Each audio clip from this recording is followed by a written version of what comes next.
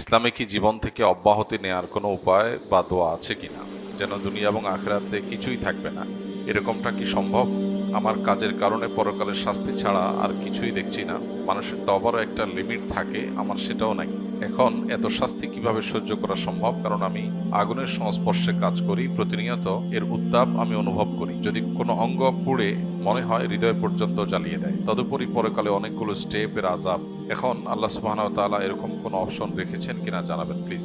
যে ভাই প্রশ্নটি লিখেছেন তিনি হয়তো মনে করেছেন যে তার পাপাচার, তার নিজের প্রতি নিজের যে অবিচার, জুলুম, অন্যায়, আল্লাহর অবাধ্যতা, এটা এত বেশি হয়ে গেছে যে আখিরাতে বোধহয় আল্লাহ তাকে মাফ আর করবেন না বা মাফ করার কোনো অপশন নেই।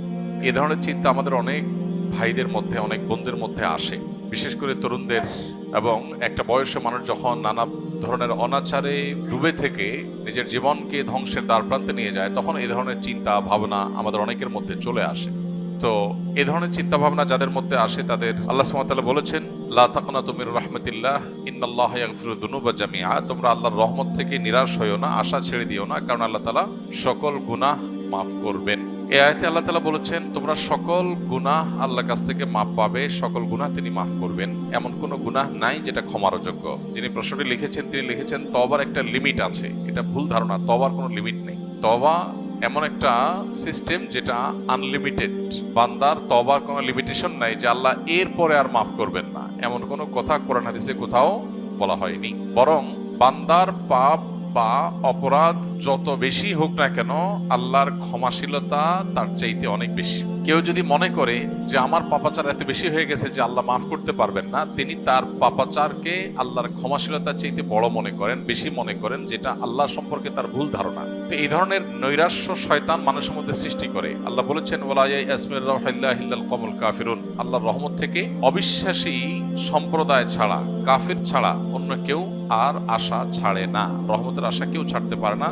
যদি কেউ অবিশ্বাসী হয় সেই কেবল আশা ছাড়তে পারে। তো এই যে আপনি আশা ছাড়ছেন বা আশাহত হচ্ছেন যে আল্লাহ আপনার কোনো গুনাহ মাফ করতে পারেন না, এত গুনাহ আপনার হয়ে গেছে, এর মানে আল্লাহ সম্পর্কে আপনার ভুল ধারণা জন্মেছে। আল্লাহ সম্পর্কে এই ধরনের ধারণা থাকা এটা ভুল এবং কুফরি। এজন্য এই ধরনের ধারণা পোষণ করা অনুচিত। আপনি আল্লাহর কাছে পরিপূর্ণ তওবা করে ফিরে আসেন, আল্লাহ তার সমস্ত গুনাহ মাফ করার ওয়াদা করেছেন। আল্লাহর ওয়াদা আপনাকে বিশ্বাস করতে হবে। আপনি যেটি লিখেছেন যে জীবন থেকে অব্যাহতি নেওয়ার কোনো উপায় আছে কিনা, যে আল্লাহর কাছে আমি বলবো আল্লাহ আমি জান্নাতও চাই না, জাহান্নামও চাই না, আমাকে হিসাবের বাইর করে দেন, খাতাতে নাম কেটে দেন, পুরস্কারও চাই না, তিরস্কারও চাই না, এরকম কোনো সিস্টেম নাই। আমাদেরকে অবশ্যই পুরস্কার অথবা তিরস্কার যে কোনো একটা গ্রহণ করতে হবে আমাদের কর্ম পদ্ধতি অনুযায়ী। আল্লাহ বলেছেন মান আমিলা সালিহান ফালিনাফসি ওয়া মান আসআ ফাআলাইহা ওয়া মা রাব্বুকা বিযাল্লামিল লিল আবিদ। যে ব্যক্তি ভালো কাজ করে, ভালো কিছু করে, সেটা তার জন্য করে। আবার সে কেউ যদি খারাপ কিছু করে সেটাও তার নিজের জন্য করে বা তার উপর সেটা বর্তায়। আল্লাহ কারোর প্রতি জুলুম করেন না। যা মানুষ পায় সেটা তার কর্মের ফল। তো নৈরাশ্য বা আশাহত হওয়া এটা শয়তান মানুষের মধ্যে সৃষ্টি করে। আমাদের শয়তানের বিরুদ্ধে সংগ্রাম করতে হবে। নিরাশ হওয়া চলবে না। আমাদের বিশ্বাস রাখতে হবে আমার কাজ অপরাধের জগৎ থেকে সরে আসা, সংকল্প করা, অনুতপ্ত হওয়া, লজ্জিত হওয়া, আল্লাহর কাছে ক্ষমা প্রার্থনা করা, ভবিষ্যতে এই অপরাধ আর না করার ব্যাপারে দৃঢ় আশাবাদ ব্যক্ত করা এবং সংকল্প করা। ব্যাস এইটুকু যদি আমি করতে পারি, আল্লাহ রাব্বুল আলামিন অবশ্যই আমাকে মাফ করবেন। আমরা অনেকে মনে করি যে শিরকের অপরাধ আল্লাহ মাফ করবেন না। এটাও এইভাবে ধারণা করাটা পুরোপুরি সঠিক না। বরং শিরক করে যদি কেউ তওবা ছাড়া মারা যায় সেটা আল্লাহ তাআলা মাফ করবেন না। শিরক করার পরও যদি কেউ তওবা করে সেটাও আল্লাহ তাআলা মাফ করবেন। শিরকের চাইতে বড় অপরাধ পৃথিবীতে নেই। সেই শিরকের অপরাধ করার পরও, এবং শিরক একবার দুইবার না, বছরকে বছর, জীবনে হাজার হাজার লাখ লাখ অগণিত বার শিরক করেছে কেউ, কিন্তু তওবা যদি একবার করে সবগুলো মাফ হয়ে যাবে। আল্লাহ রাব্বুল আলামিন এত বেশি ক্ষমাশীল। শয়তানের কাজ হলো আমাদেরকে জাহান্নামে নেওয়া। শয়তানের সবচাইতে সংক্ষেপে জাহান্নামে নেওয়ার সিলেবাস হলো মানুষকে নিরাশ করে দেওয়া। মানুষ যখন আশা ছেড়ে দিবে যে ঠিক আছে আল্লাহ যখন মাফই করবে না, তাহলে আর আমার আর তওবা করে লাভ কি, ঠিক আছে আমি যা ইচ্ছা তা করি, তখন সে তওবার রাস্তা থেকে সরে যায়। এজন্য শয়তান আমাদেরকে নিরাশ করে। আর শয়তানের বিরুদ্ধে এই সংগ্রামে জয়ী হওয়ার চেষ্টা আমাদের করতে হবে। আল্লাহ আমাদেরকে তৌফিক দান করুন। আমরা জানি পানিতে ডুবে মারা গেলে শহীদি মর্যাদা পায়। সম্প্রতি এক কৃষক 500 টাকা বাজি ধরে 100 ডুব দিতে গিয়ে মারা যান। এ ধরনের মৃত্যু কি শহীদি মৃত্যু হিসেবে গণ্য হবে? মোটেই না ভাই, শহীদি মৃত্যু এত সহজ না।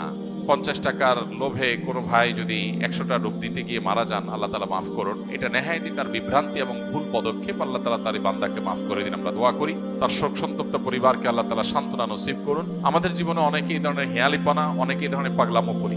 এই পাগলামো করার কোনো সুযোগ নাই। ইমানদারের জীবনের মূল্য অনেক বেশি, কারণ ইমানদারের জীবনের মূল্য কি? জীবনের প্রাইস কি?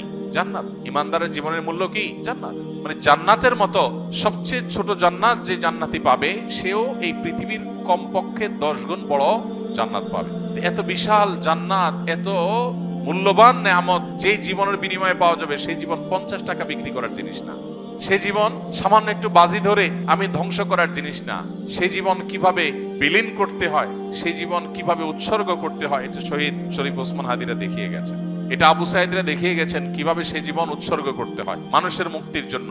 এই যে অন্যায়, এই যে অনাচার সমাজে হচ্ছে, আমরা সেটা বাধা প্রদান করার জন্য যদি বের হই, আমি বলছি না আপনাকে মাস্তানি করুন, আপনি সমাজের মানুষকে অন্যায় থেকে বাধা দেওয়ার জন্য কাজ করেন, এরপরে যদি আপনার উপরে চাপ আসে, বাধা আসে, জুলুম আসে, সহ্য করেন, যদি জীবনে চলে যায়, সার্থক, শাহাদাতের মর্যাদা লাভ করবেন।